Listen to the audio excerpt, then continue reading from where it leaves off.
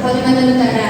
Pulau Sebatik ini terletak di pulau yang memang lebih kecil di bagian utara. Kenapa sih bisa terjadi?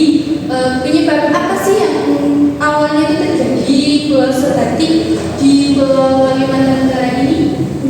Menurut saya yang mendasari sengketa di wilayah Pulau Sebatik ini didasari oleh ketidakjelasan yang ada pada batas-batas wilayah antara Indonesia dan Malaysia yang mendasari pada tahun 1891 Konvensi Batas antara Belanda dan Inggris menetapkan garis perbatasan yang tidak jelas di wilayah tersebut yang lalu dilanjutkan pada tahun 1915 dilakukan lagi perjanjian yang lebih lanjut membahas batas-batas wilayah tersebut.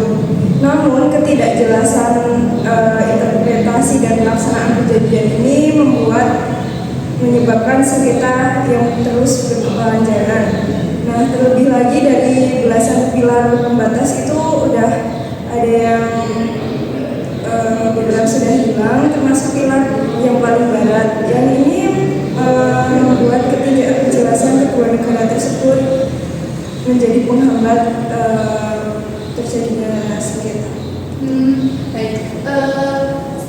Setelah terjadi penyebab, langkah apa yang diambil oleh pemerintah pada saat terjadinya sengketa Pulau Sebatik itu? Oke, menurut saya sendiri untuk langkah atau upaya dari pemerintah menyelesaikan sengketa Pulau Sebatik di Indonesia dan Malaysia itu dengan cara langkah yang damai, yaitu langkah yang damai yang dimaksud itu seperti negosiasi dan perundingan antara dua belah pihak, yaitu pihak Indonesia dan pihak Malaysia.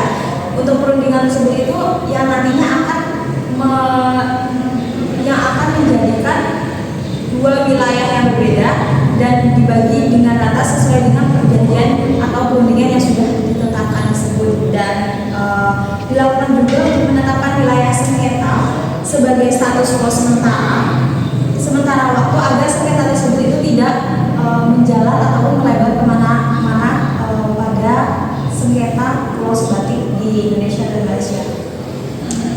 Setelah langkah yang diambil oleh pemerintah, tentunya ada pembagian wilayah. Pembagian wilayah itu sendiri itu dibagi jadi berapa atau bagaimana ya? Jadi kalau Pulau Sebatik itu dibagi menjadi dua, yaitu utara dan selatan. Pulau Sebatik kan yang utara itu milik Malaysia, tepatnya di Sabah.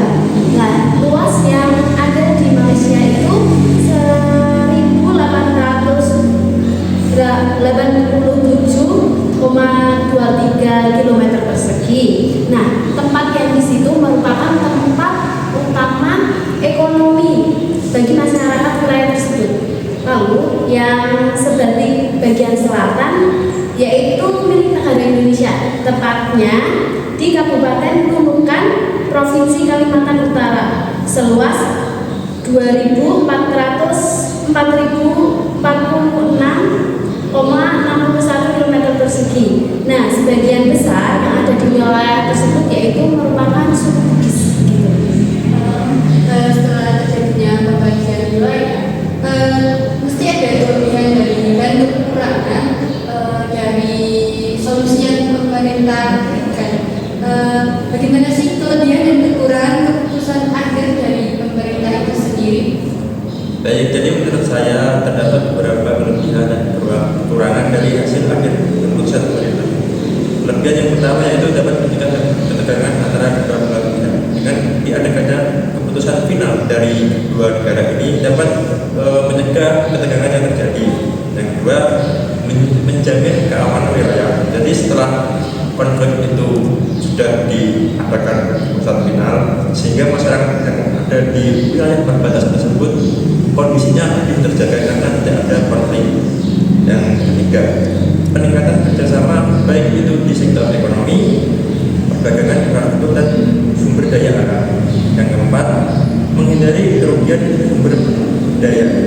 Jadi ketika permasalahan tersebut sudah disepakati, kedua belah pihak ini bisa memanfaatkan menempatkan sumber daya di wilayah masing-masing setelah terjadi pembagian secara efektif tanpa adanya campur tangan yang dapat menyebabkan kerugian.